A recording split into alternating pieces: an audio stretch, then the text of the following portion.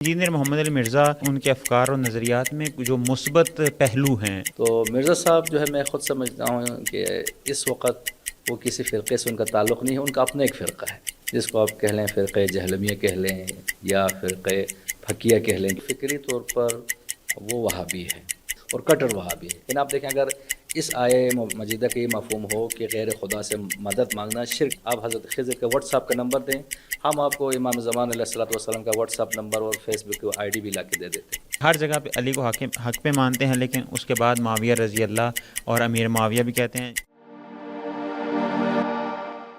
اعوذ باللہ من الشیطان الرجیم، بسم اللہ الرحمن الرحیم، رب یسر ولا تعسر وتمم بالخیر انک علی کل شیء قدیر.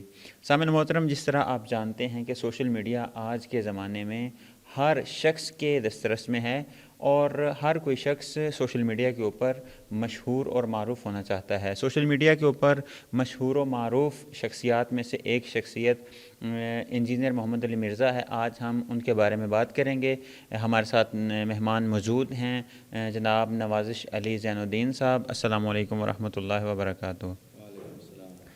آج ہم نے اس ٹاپک کو انتخاب کیا ہے کہ انجینئر محمد علی مرزا صاحب کے بارے میں کچھ گفتگو کی جائے، جو کہ سوشل میڈیا کے اوپر مختلف طرح کی رائے پائی جاتی ہیں، مختلف طرح کی افکار پائے جاتے ہیں ان کے بارے میں. سب سے پہلے میں عرض یہ کروں گا کہ ہر انسان کے اندر کوئی نہ کوئی مثبت پہلو ہوتا ہے، اور اس مثبت پہلو کو اجاگر کرنا ضروری ہے تاکہ ہمیں معلوم ہو سکے کہ وہ کس طرح کی شخصیت ہے. تو انجینئر محمد علی مرزا کے بارے میں آپ بتائیے کہ ان کے افکار و نظریات میں جو مثبت پہلو ہیں اس کے بارے میں گفتگو کریں.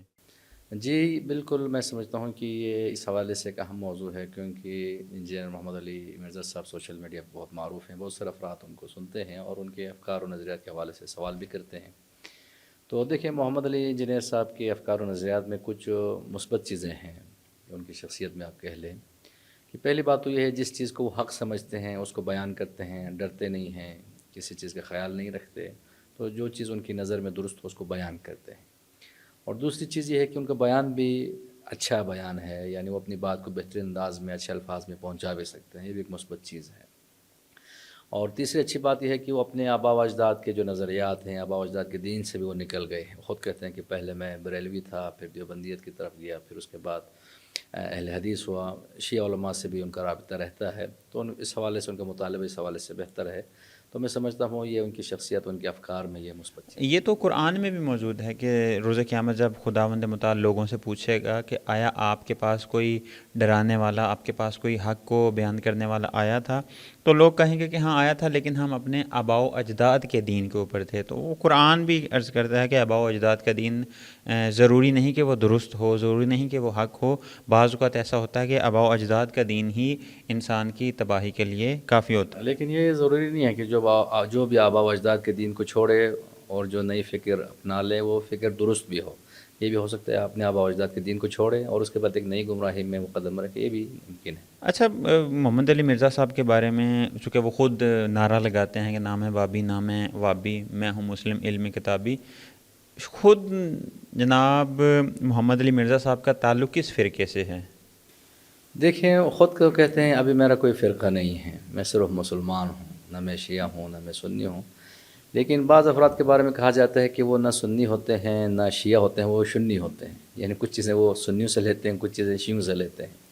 تو مرزا صاحب جو ہے میں خود سمجھتا ہوں کہ اس وقت وہ کسی فرقے سے ان کا تعلق نہیں ہے، ان کا اپنا ایک فرقہ ہے. یعنی جس طرح پاکستان میں اہل سنت کے آپ دیکھیں کہ بریلوی فرقہ ہے، ایک دیوبندی فرقہ ہے، اور ایک جو ہے اہل حدیث فرقہ ہے. تو ان میں سب ان کا چوتھا فرقہ جو ہے وہ محمد علی انجینئر صاحب کا فرقہ ہے، جس کو آپ کہہ لیں فرقہ جہلمیہ کہہ لیں یا فرقہ پھکیہ کہہ لیں، کیونکہ بار بار کہتے ہیں میں پھکی دیتا ہوں، یہ پھکی نمبر 1، پھکی نمبر 2. تو اس وقت آپ دیکھ لیں کہ جس طرح بریلویوں جو مذہب ہے، مسلک ہے، ان کے سربراہ احمد رضا بریلوی صاحب ہیں، دیوبندیوں کے جو بانی ہیں وہ قاسم نانوتوی صاحب ہیں. تو میں سمجھتا ہوں کہ اس فرقے ان فرقے فقیہ کے بانی محمد علی انجینئر صاحب ہیں. ایک عرصے کے بعد پتہ چلا کہ واقعات ایک فرقہ پاکستان میں تشکیل پا چکا ہے. یہ تو ہم سوشل میڈیا کے اوپر بھی دیکھیں تو ان کی تصاویر وائرل ہو رہی ہوتی ہیں. وہ کسی امام بارگاہ میں جائیں، کسی شیعہ کی مسجد میں جائیں تو ہاتھ کھول کے نماز پڑھتے ہیں. چونکہ شیعہ کے اندر اور اہل سنت کے اندر آج کے زمانے میں یہ ڈیفرنس ہے کہ شیعہ 5 نمازیں نہیں پڑھتے، شیعہ 3 وقت میں پڑھتے ہیں، اور اہل سنت 5 نمازیں پڑھتے ہیں، یعنی 5 وقت میں پڑھتے ہیں. تو وہ اس کے بھی قائل ہیں، وہ کہتے ہیں کہ 5 بھی ٹھیک ہیں اور 3 بھی ٹھیک ہیں. تو یہ ان کی شخصیت کے اندر تھوڑا سا وہ چینجنگ ہے. اس کے اوپر آپ کیا کہیں؟ دیکھیں، یہ تو میں سمجھتا ہوں کہ مثبت چیزیں تو میں نے پہلے بیان کیا کہ جس چیز کو وہ درست سمجھتے ہیں اس پہ عمل بھی کرتے ہیں، بیان بھی کرتے ہیں. کہ اب یہ جو چیز جس طرح آپ نے ذکر کیا، کوئی ہاتھ چھوڑ کے نماز پڑھتا ہے تو وہ شیعہ ہے. آج کا جو تصور ہے، جو ہاتھ باندھ کے پڑھتا ہے وہ سنی ہے، تو یہ درست نہیں ہے. مثلا یمن کے جو زیدی حضرات ہیں جو شیعہ ہیں وہ ہاتھ باندھ کے نماز پڑھتے ہیں. اسی طرح مالکی جو فرقہ ہے ان کے پیروکار جو ہے ہاتھ چھوڑ کے پڑھتے ہیں. آوازی فرقہ جو عمان میں ہے وہ بھی ہاتھ چھوڑ کے نماز پڑھتے ہیں. تو لہٰذا اسلام میں آپ دیکھیں روایت کے حساب سے، بعض روایت میں ہے کہ 3 اوقات میں پڑھنا، کیونکہ مسلمان 5 نمازیں ہی پڑھتے ہیں. فرق اس میں ہے کہ 5 اوقات میں پڑھیں یا 3 اوقات میں پڑھیں. تو دونوں چیزیں اسلام میں ثابت ہے، تو دونوں پہ عمل کرتے ہیں. تو یہ تو ان کے میں سمجھتا ہوں مثبت چیزوں میں. اچھا، ایک اور ان سے جب بھی سنا جاتا ہے تشیع کے حوالے سے، جب وہ تشیع کے بارے میں، مکتب تشیع کے بارے میں بات کرتے ہیں، بعض اوقات ان کا لہجہ بہت ہی، یعنی فکر ان کی بہت ہی نرم ہے، اور بعض اوقات پرتشدد ترین ہمیں ان کے فکر، ان کے بیانات ملتے ہیں. مثلا وہ یہ کہتا ہے کہ یا علی مدد کہنا شرک ہے. اس کے اوپر آپ کیا روشنی ڈالیں گے؟ دیکھیں، اس کی بنیادی وجہ یہ ہے کہ وہ فکری طور پر وہ وہابی ہے. یعنی جو کہتے ہیں میں نہ وہابی، تو حقیقت میں وہ ایسا نہیں ہے. وہ حقیقت میں وہابی ہے اور کٹر وہابی ہے. عبد الوہاب نجدی کے جو تصورات ہیں، نظریات ہیں، خصوصاً توحید کے حوالے سے، وہ انہی کو مانتے ہیں. تو عبد الوہاب نجدی کا جو نظر توحید ہے، در حقیقت یہ شیطانی توحید ہے. کہ دیکھیں، شیطان بھی ایک بہت بڑا موحد تھا. قرآن کہتا ہے کہ اللہ سے بھی کہتا تھا کہ تو نے مجھے پیدا کیا ہے اور تو نے آدم کو پیدا کیا ہے، لیکن تو نے مجھے آگ سے پیدا کیا، آدم کو مٹی سے پیدا کیا ہے، تو لہٰذا میں آدم کو سجدہ نہیں کروں گا. لیکن خالق ہونے کا، مالک ہونے کا انکار شیطان بھی نہیں کرتا تھا. تو لہٰذا ان کے جو نظر توحید ہے اس میں واقعی یہ چیزیں شرک ہے عبد الوہاب نجدی کے نظریات کے حساب سے. تو اب دیکھیں اس پہ دلیل کیا پیش کرتے ہیں کہ اللہ قرآن مجید میں ارشاد فرماتا ہے ایاک نعبد و ایاک نستعین، ہم تیری عبادت کرتے ہیں اور تجھ ہی سے مدد چاہتے ہیں. تو لہٰذا جب ہم کہتے ہیں تجھ ہی سے مدد چاہتے ہیں تو غیر خدا سے مدد مانگنا جو ہے نہیں، وہ یہ بھی اعتراف کرتے ہیں کہ امام علی نے جو نہج البلاغہ میں توحید پیش کی ہے، سب سے بالکل گاڑی ترین ایک اصطلاح ہے کہ یعنی پیور ترین توحید ہے. اس کو وہ مانتے ہیں. دیکھیں، میں نے عرض کیا نا کہ اس توحید کو تو وہ مانتے ہیں، وہ تو سارے مسلمان مانتے ہیں، لیکن اس توحید کے جو تقاضے ہیں اس میں آ کے یہ لوگ اشتباہ کرتے ہیں. یعنی آپ دیکھیں، اگر اس آیے مجیدہ کا یہ مفہوم ہو کہ غیر خدا سے مدد مانگنا شرک ہے، تو اس کا مطلب مطلقاً غیر خدا سے مدد مانگنا شرک ہے. کہ مثلا ایک شخص جو ہے گھر میں ہے وہ اپنی بیوی سے مدد مانگتا ہے، یا ایک شخص مریض ہوتا ہے دوست سے مدد مانگتا ہے، ایک فقیر ہے وہ کسی سے پیسے جو ہے نا وہ مانگتا ہے، تو یہ بھی مدد ہے. تو اس کا مطلب یہ سب چیزیں جو ہے وہ شرک کے زمرے میں آتی ہیں. تو لہٰذا توحید کو نہ سمجھنے کے نتیجے میں اس طریقے سے جو ہے وہ اشکالات ان کے ذہن میں پیدا ہوتے ہیں اور وہ بیان کرتے ہیں. اچھا، ایک اور جو کہ میں نے جس طرح عرض کیا کہ تشیع کے بارے میں ان کا بعض اوقات جو موقف ہے وہ نرم ہے، پسند بھی آتا ہے شیعہ کو، لیکن بعض اوقات پھر وہ ایسے لگ رہا ہوتا ہے کہ تشیع کے اوپر، مکتب تشیع کے اوپر اٹیک کر رہے ہوتے ہیں. جن میں سے ایک ان کا مشہور و معروف وہ ہے، وہ یہ کہتے ہیں کہ امام زمانہ کے وجود کے وہ قائل نہیں ہیں. وہ کہتے ہیں کہ اگر امام زمانہ ہیں جو پردہ غیب میں ہیں، وہ کیسا امام ہے جو پردہ غیب میں ہے؟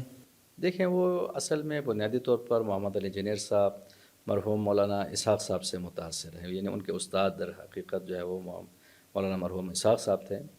تو مولانا اسحاق صاحب یا انجینئر صاحب دیکھیں، یا مودودی صاحب، یہ افراد جو ہے جنگ جمل، نہروان، صفین کے حوالے سے یعنی شیعہ موقف کی تائید کرتے ہیں. یعنی امیر المومن کو حق پہ سمجھتے ہیں، اور علی کے مقابلے میں جو بھی آئے وہ حق پہ نہیں تھے، وہ سب باطل کے اوپر تھے. تو لہٰذا شیعہ جب ان مطالب کو سنتے ہیں تو بڑے خوش ہوتے ہیں، اور اس کے بعد جب امامت کے اوپر یہ اشکالات کرتے ہیں تو پھر شیعوں کو غصہ آتا ہے. تو در حقیقت پہلے میں نے بیان کیا، یہ لوگ وہابی ہیں، کٹر وہابی ہیں. ان کے ہاں جو نظریہ خلافت ہے یا تصور امامت و ولایت ہے وہ بالکل ہمارے نظریے سے بالکل متضاد ہے. تو لہٰذا چونکہ اس نظریے کے بارے میں ان کا صحیح تصور نہیں ہے، تو لہٰذا ایک تصور امامت کو لوگ درست سمجھتے نہیں ہیں. قرآن و اہل بیت کی تعلیمات کی روشنی میں جو صحیح نظر امامت ہے اس سے یہ لوگ غافل ہیں، اس وجہ سے یہ اشکالات کرتے ہیں. یعنی اگر یہ جو آپ نے اشکال کہتے ہیں کہ بالکل غیر علمی اور غیر منطقی ان کا اشکال ہے. واٹس ایپ نمبر دے دیں. اگر واٹس ایپ نمبر دے، ہم تو ان کو یہ کہتے ہیں کہ اس کا مطلب جو بھی زندہ ہے اس کے پاس واٹس ایپ نمبر ہونا چاہیے. آپ حضرت خضر کی حیات کے آپ بھی قائل ہیں، آپ حضرت خضر کا واٹس ایپ کا نمبر دیں، ہم آپ کو امام زمان علیہ الصلوۃ والسلام کا واٹس ایپ نمبر اور فیس بک کی آئی ڈی بھی لا کے دے دیتے ہیں. صحیح.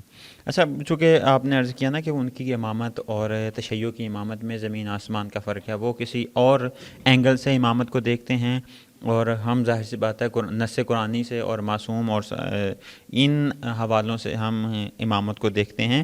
ایک اور میں عرض کرنا چاہوں گا، آپ کی بات سے یاد آ گیا، چونکہ جس طرح آپ نے عرض کیا کہ صفین میں وہ علی کو حق پہ مانتے ہیں اور ہر جگہ پہ علی کو حق پہ مانتے ہیں، لیکن اس کے بعد معاویہ رضی اللہ اور امیر معاویہ بھی کہتے ہیں. حالیہ مثلاً ذاکر نائک صاحب آئے تو ان کے اوپر انہوں نے اشکال کیا، لیکن ہم نے ان کے فیس بک پہ آئی ڈی پہ اور یوٹیوب چینل آفیشیل ہے ان کا، اور خود ان کی زبانی وہ کہتے ہیں ذاکر نائک حافظہ اللہ. جی دیکھیں، یہ تو صرف ان کے اوپر اشکال وارد نہیں ہوتا، یہ تو اہل سنت کا بنیادی مذہب ہی یہی ہے. یعنی حجر ابن عدی رضی اللہ عنہ کا قاتل کون ہے؟ امیر شام ہے. تو کہا جاتا ان کی قبر پہ لکھا ہوا تھا ھذا قبر حجر ابن عدی رضی اللہ عنہ قتلہ معاویہ رضی اللہ عنہ. تو ان کے ہاں قاتل بھی رضی اللہ ہے اور مقتول بھی رضی اللہ. اچھا، ایک اور سوال میں آپ سے عرض کرنا چاہوں گا، چونکہ قرآن نے بھی لکھا ہے کہ نؤمن ببعض ونکفر ببعض. انجینئر محمد علی مرزا صاحب کو جو بات اچھی لگتی ہے وہ لے لیتے ہیں، جو اچھی نہیں لگتی وہ نہ صرف لیتے ہیں بلکہ اٹیک کرنا شروع کر دیتے ہیں کہ یہ غلط ہے اور اس طرح ہے. تو جوانوں کو کیا کرنا چاہیے؟ سننا چاہیے ان کو یا نہیں سننا چاہیے؟ نہیں، دیکھیں، میں نے عرض کیا نا کہ ان کے جو باتیں ہیں، افکار و نظریات میں کچھ مثبت چیزیں ہیں اور کچھ چیزیں ہیں جو ہمارے مبانی اور اعتقادات کے بالکل خلاف ہیں. تو جن کی بنیادیں مضبوط ہیں وہ ان کو ضرور سنیں، باقی افراد بھی سنیں. لیکن اگر کسی کے ذہن میں کوئی اشکال وارد ہو تو چاہے وہ کسی صحیح شیعہ عالم دین کے پاس جائیں اور اپنے اعتقادات کی تصحیح کریں. تو ناظرین محترم، جیسا کہ آپ نے سنا، ہمارے مہمان نے بہترین انداز میں انجینئر محمد علی مرزا کی جو شخصیت ہے سوشل میڈیا کے توسط سے بنی ہے، ان کے مثبت ان کی چیزیں کیا ہیں، اور جو انہوں نے اہل تشیع کے اوپر، مکتب تشیع کے اوپر اشکالات وارد کیے ہیں، ان کا کیا جواب ہے، بہترین طریقے سے جواب دیا. انشاءاللہ حاضر ہوں گے نئے موضوع کے ساتھ. اب تک کے لیے اجازت دیجیے. والسلام علیکم ورحمۃ اللہ وبرکاتہ.